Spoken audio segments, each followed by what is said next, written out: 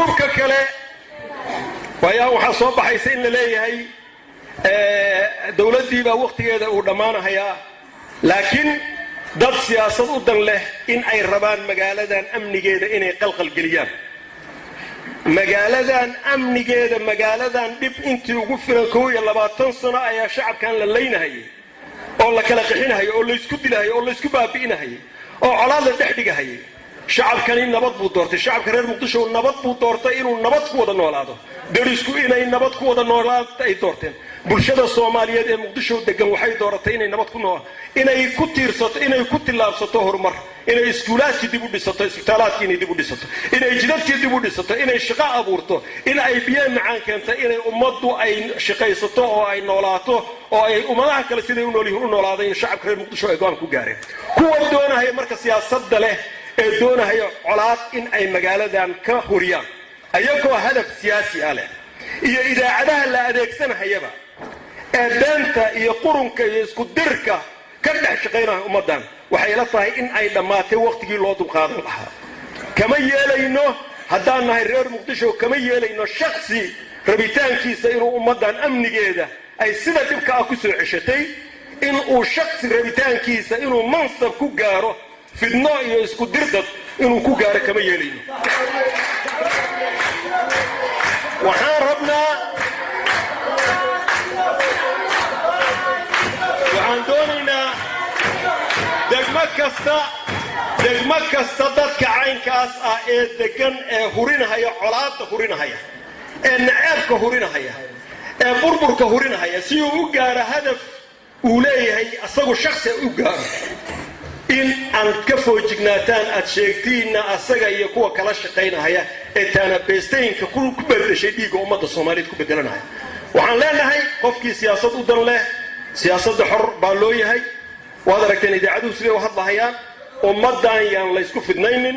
ummadan yaan la isku dirin ummadan amnigeeda ay sida dibka ku heshay Muqdisho magaalada ugu dhibaatada badnayd dadkeedana waxay noqotay dadkii ugu dhibaatada badnaa dhibaatada weyn la gaarsiiyay mar dambe ma aqbalayno shakhsiyaad rabitaankooda inay ummadan nabadooda ay wax u dhimaan magaalada nabadeedu ma aqbalayno in magaalada nabadeedu wax loo dhigo waxaan leenahay dadka abaabulka wata ee rabo ummadan inay mar dambe dagaal galiyaan ama ay isku diraan ama ay qaybiyaan oo qabiil iyo qurunkii laga soo tagay ay dhaxgaliyaan arrintaasi waqtigeedii waa dhamaaday waxaan leenahay haddaad wax isku haysid ra'yi haddaad haysid fikir lagu dooran karo ama fikir wax lagu qaban karo haday jirto ummadda u sheeg adoon ummadda isku dirin adoon ummadda isku dilin adoon dadka xabada ku ridin adoon dhihin magaaladan amni maaha degmadan amni maaha adoon dhihin adoon idaacadaha beenta iyo quraafaadka aad ka sheegaysid sheegin la imow u sheeg shacabka fikirkaaga u sheeg laakiin magaaladan kama yeelayno in amnigeeda wax qalqal alla geliyo kama yeelayno waa in la ogaadaa taas arrin shacabka Soomaaliyeed anigu kuma goodinahayo ciidamo xoogan oo wato laakiin waxaan ku goodinahayaa shacabkii reer Muqdisho inuu nabadii qaatay inuusan ogolaanaynin shakhsiyaadka danka inay maaragtay nabad ku dhimaan waxaa maanta farxad noo ah madaxweyne magacii aad bixisay ee wanaagsanaa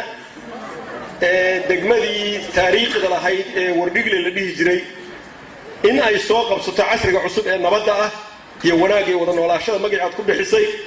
inuu maanta hirgalay oo maaragtay walqasheedii maanta aan u fadhino waxaan leenahay fikir wanaagsan buu ahaa fikir casrigiisii la joogo ahaa fikir isu keenahay ummadda fikir dhaxal noqonaya oo taariikhda galahaya ay ahayd in warta Wardhigle laga bedelo oo warta nabadda la dhaho waxaan degmooyinku in ay shaqeeyaan inay wax soo saar yeeshaan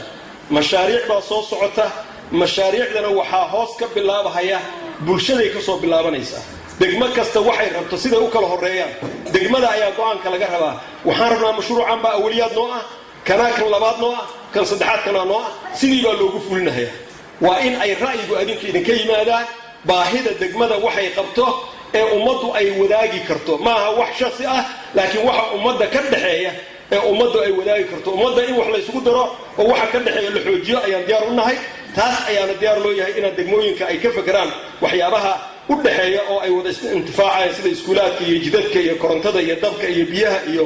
maaragtay wixii wax kasta oo wanaag oo ummadan ka dhaxeeya ay qaybsan karto oo qofna uusan gooni u sheeganayn waxa la rabaa marka casrigan cusub ee noo bilowday in ay degmooyinku ay noqdaan kuwa wax soo saara kuwa ra'yi curiya kuwa wanaag curiya kuwa laga baxo burburkii lagu hayo madaxweyne waxaan jecelnahay ummadani waxay dooratay nabadii